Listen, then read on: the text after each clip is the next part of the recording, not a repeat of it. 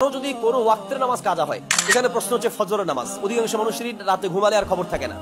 তো তখন প্রথম কথা হচ্ছে যে আপনি যখনই ঘুম থেকে উঠবেন, যে কোনো কাজা নামাজ আপনি যখনই স্মরণ হবে সাথে সাথে আপনাকে সেই কাজা আদায় করতে হবে। ফালিউসাল্লিহা ইযা যাকারা। নবী সাল্লাল্লাহু আলাইহি ওয়াসাল্লাম বলেছেন যে কাজা নামাজ কখন পড়বে? যখনই তার স্মরণ হবে তখনই পড়বে। আপনি ঘুমিয়েছিলেন, আপনি টের পান নাই, যখনই ঘুম থেকে উঠেছেন, যদি সেই সময়টা নিষিদ্ধ সময় হয় অনেক আলেমের মতে তখনও পড়া যাবে। যদি নিষিদ্ধ সময় হয় আপনি হয়তো বা তখন একটু অপেক্ষা করতে পারেন, কিন্তু যখনই আপনি উঠবেন তখনই আপনার পড়া উচিত। বুঝতে পেরেছি? তাহলে অনেকে এই কাজটা করে, ফজর নামাজ কাজা হয়েছে আমি জোহরের সময় পড়বো, এটা মোটেও উচিত নয়। যদিও জোহর আগে পড়লে হয়ে যাবে, কিন্তু মোটেও এটা উচিত না। উচিত হচ্ছে কখন? যখনই আপনি ঘুম থেকে জাগ্রত হবেন তখনই আপনি পড়ে নেবেন, এবং নিষিদ্ধ সময় যদি উঠেন তখনও যেহেতু আপনার কাজা পড়া যাবে। নামাজে কিভাবে সালাম ফিরাবে? আগে মাথা ফিরাবে তারপর সালাম দিবে, নাকি আগে সালাম পরে মাথা ফিরাবে? নামাজে সালাম ফিরানোর নিয়ম, আমাদের দেশে অনেকেই নামাজে সালাম ফিরাতে গিয়ে কয়েক রকম করে। কেউ আছে আসসালামু আলাইকুম ওয়া রাহমাতুল্লাহ, আসসালামু আলাইকুম ওয়া রাহমাতুল্লাহ। আবার কেউ আছে আসসালামু আলাইকুম ওয়া রাহমাতুল্লাহ, মানে ফিরিয়ে পরে সালাম পড়ে। মূলত সঠিক নিয়ম হচ্ছে সালাম বলতে বলতে মাথা ফিরাবে। আসসালামু আলাইকুম ওয়া রাহমাতুল্লাহ, আসসালামু আলাইকুম ওয়া রাহমাতুল্লাহ, মানে প্রথমে আসসালামু আলাইকুম বলে ফিরাবে, আসসালামু আলাইকুম ওয়া রাহমাতুল্লাহ বলতে বলতে ফিরাবে, ঠিক আছে? এরপরে আবার এখানে এসে দ্বিতীয় সালাম শুরু করবে। বুঝতে পেরেছি? এখানে থাকতেই আসসালামু আলাইকুম ওয়া রাহমাতুল্লাহ, এইভাবে না, আসসালামু আলাইকুম ওয়া রাহমাতুল্লাহ বলে গেল, এরপর আবার মাথা এখানে এনে আসসালামু আলাইকুম ওয়া রাহমাতুল্লাহ। বুঝতে পেরেছি? আসসালামু আলাইকুম ওয়া রাহমাতুল্লাহ, এইভাবে। কেমন? এই হলো সালাম ফিরানোর সঠিক নিয়ম।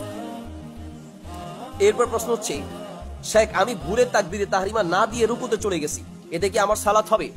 তাকবীরে তাহরিমা না দিয়ে মানে একবারে নামাজের প্রথম যে তাকবীর, এটা না দিয়ে যদি কেউ নামাজ শুরু করে, অনেকে এরকম করে, তার মানে হচ্ছে আপনার রুকুতে পাইছে, ইমামকে সেজদায় পাইছে, বাস কখন তাকবীর দিবে এক দৌড়ে এসে তাড়াতাড়ি সেজদায় রুকুতে, বিশেষ করে রুকুতে ধরার জন্য, কারণ রুকু পেলে রাকাত পাবে, তো এই জন্য রুকুর নেশায়, রুকু পাওয়ার নেশায়, ইমামকে ধরার নেশায় তাকবীর দিছে কে দেয় নাই কোনো খবর নাই। কেউ যদি তাকবীরে তাহরিমা দেওয়া ছাড়া নামাজের অন্য কোনো রোকনে যায় বা অন্য কোনো অবস্থায় নামাজ শুরু করে দেয়, তার নামাজ হবে না, তার নামাজ হবে না, কারণ সে নামাজ শুরুই করেনি। নামাজ শুরু করার পরে যদি কোনো ফরজ বা রোকন বাদ যায়, তাহলে অনেক আলেম বলেছেন যে সেই ক্ষেত্রে রোকন বাদ গেলে নামাজ হবে না, তবে কিছু সংখ্যক আলেম বলেছেন নামাজ হয়ে যাবে, ঠিক আছে? আর আমার কাছে প্রাধান্যযোগ্য মত হচ্ছে যে সে যদি ভুলে নামাজের কোনো এরকম রোকন বাদ পড়ে যায় তাহলে নামাজ হয়ে যাবে, কিন্তু নামাজ যদি শুরুই না করেন আপনি, তাকবীরে তাহরিমা না দেওয়ার মানে হচ্ছে নামাজ কি হয় নাই, শুরু হয় নাই। নবী সাল্লাল্লাহু আলাইহি ওয়াসাল্লাম বলেছেন, সুনান তিরমিজিতে হাদিস আছে, তাহরিমুহা তাকবীর ওয়া তাহলিলুহা তাসলিম, নামাজ শুরু হয় কি দিয়ে? তাকবীর দিয়ে। তাহলে তাকবীরে তাহরিমা না দিয়ে যদি সে রুকুতে চলে যায় তার নামাজ হবে না। এরপর প্রশ্ন হচ্ছে, শেখ আমার যোহরের সালাত কাজা হয়েছে, মসজিদে এসে দেখি আসরের সালাত হচ্ছে, এখন আমি কোনটা আগে পড়বো, যোহর না আসর? খুব গুরুত্বপূর্ণ প্রশ্ন। বুঝতে পেরেছি?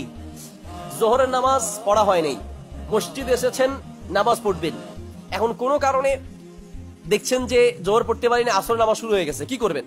আপনার জন্য দুটি অবস্থার যে কোনো একটা অবস্থা আপনি গ্রহণ করতে পারেন। নাম্বার এক, আপনি যদি চান তাদের সাথে আসরের সালাতটা আদায় করে পরে আপনি জোহর আদায় করবেন, অসুবিধা নেই, কারণ এক্ষেত্রে কি হবে, লুফুন নাসি গায়রুল মুরাত্তাব হবে, অর্থাৎ আপনার এক্ষেত্রে ওই আগে জোহর পড়া ছিল, জোহরটা পরে হয়ে গেল, অসুবিধা নেই, নামাজ হয়ে যাবে। আসরটা তাদের সাথে পড়ে, যেহেতু জামাতের গুরুত্ব আছে, জামাতটা ধরে আপনি আসর পড়ে পরবর্তীতে কি জোহর আদায় করবেন, অসুবিধা নেই। এই গেল একটা মত। আরেকটা মত হচ্ছে, আপনি ইমাম সাহেবের পিছনে, তারা পড়ছে আসরের নামাজ, আপনি নিয়ত করবেন জোহরের নামাজ। ইমামের নামাজ ভিন্ন হলেও আপনার ওনার আসরের নামাজ আপনার জোহরের নামাজের নিয়ত, অধিকাংশ আলেমদের মতে এটার বৈধতা আছে। কিছু সংখ্যক আলেম এটা বিরোধিতা করলেও বিশুদ্ধ মত হচ্ছে যে ইমাম সাহেব আসরের নামাজ পড়ছে, আপনার জোহর কাদা রয়ে গেছে, আপনি চাইলে ওনাদের পিছনে জোহরের নিয়ত করে জামাতে অংশগ্রহণ করে ওনাদের নামাজ শেষ হওয়ার পরে আবার কি পড়বেন, আসরটা পড়ে নিবেন, নামাজ হয়ে যাবে, অসুবিধা নেই। শেখ আমি আসরের সময় জোহরের নামাজের নিয়ত করে দাঁড়িয়েছি, এক রাকাত পড়ার পর বুঝতে পেরেছি এটা আমার আসরের নামাজ, এখন আমার করণীয় কি? আপনি দাঁড়িয়েছেন আসরের নামাজে, নাকি আসরের সময় জোহর না, আসরের সময় আপনি জোহরের নামাজের নিয়ত করে দাঁড়িয়েছেন, এক রাকাত পড়ার পর বুঝতে পেরেছি এটা আসরের নামাজ। আচ্ছা, বুঝতে পেরেছি। আচ্ছা, মূল মাসালা বলি, আপনি শুরু করেছেন জোহরের নামাজের নিয়তে, পরবর্তী চিন্তা করছেন না না আমার তো আসরের নামাজ, অথবা শুরু করেছেন আসরের নামাজ, পরে চিন্তা করছেন যে না না আমার তো জোহরের নামাজ রয়ে গেছে, ঠিক আছে?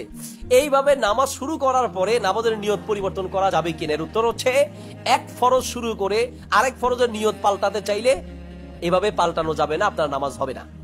বুঝতে পেরেছি? নামাজের শুরুতে আপনার নিয়ত ঠিক করতে হবে। হ্যাঁ, নামাজের ভিতরে নিয়ত পরিবর্তন করা যায়। কোন নামাজের?